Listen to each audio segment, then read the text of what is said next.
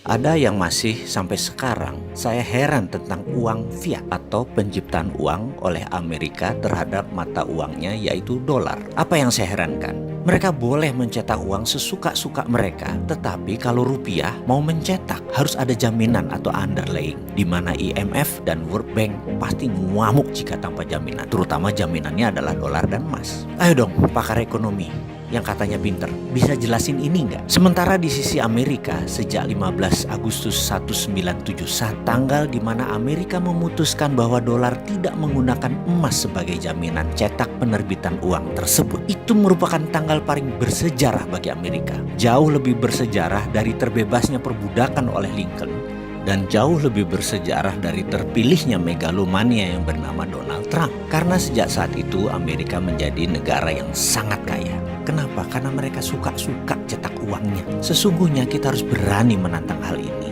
terutama para pakar ekonomi kita, dengan pertanyaan sederhana, terbitnya dolar itu berdasarkan apa? Boleh nggak sih saya heran dengan para dosen, para pakar ekonomi, para pejabat ekonomi, profesor, doktor ekonomi, mengapa mereka setuju Amerika cetak sak mau-maunya, dan bahkan Anda mencari pembenaran-pembenaran, sementara negara lain tuh haram hukumnya untuk mencetak uang. Dan hebatnya lagi pejabat negara yang pasrah bongkoan dengan konsep ini tuh banyak. Saya tidak habis pikir, apa yang menyebabkan banyak negara tidak berani cetak uang sendiri seperti Amerika? Inflasi. Kok Amerika cetak sak mau-maunya, inflasi mereka di bawah 3 atau 4% sih? Subprime mortgage, skandal keuangan menghentak ekonomi Amerika hingga 8 juta pengangguran dan merugikan triliunan dolar di tahun 2008 yang menghajar banyak lembaga mitra Federal Reserve seperti Goldman Sachs, JP Morgan dan lain sebagainya. Hanya sebentar selesai masalahnya dengan Federal Reserve printing money, billion dolar, lebih besar dari anggaran APBN Indonesia. Kita tanya kemudian, terus mana inflasinya di Amerika? Tahun depannya 2009 atau 2010 nggak lewat tuh 3% inflasinya. Mengapa Indonesia tidak ikut Amerika juga cetak duit? Ada emang yang menahan? Oh ada. Yang namanya pakar ekonomi.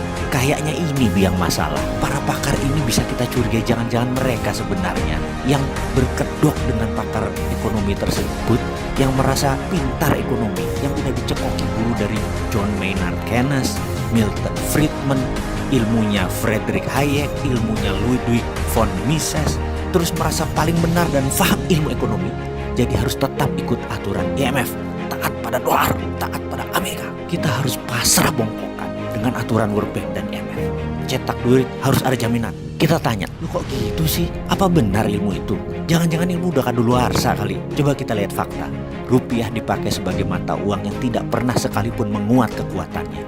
Yang katanya oleh pakar ilmu ekonomi mereka itu teorinya benar, manut dengan IMF. Mana hasilnya? Mana buktinya teori yang Anda praktekkan itu tadi berusaha membuat rupiah menguat atau Indonesia berjaya ekonomi? Tetap saja inflasinya besar tuh, bahkan defisit neraca perdagangan juga besar. Tetap rupiah melemah sepanjang jagat. Lebih dari 70 tahun Indonesia merdeka. Ke depan bagaimana? Ayolah kita pikir, mengapa kita tidak coba hal yang radikal, hal yang baru, hal yang berani, hal yang kita belum pernah lakukan sebelumnya dengan perhitungan matang, yaitu printing money dari thin air seperti Amerika, seperti Cina. Sekali-sekali beranilah.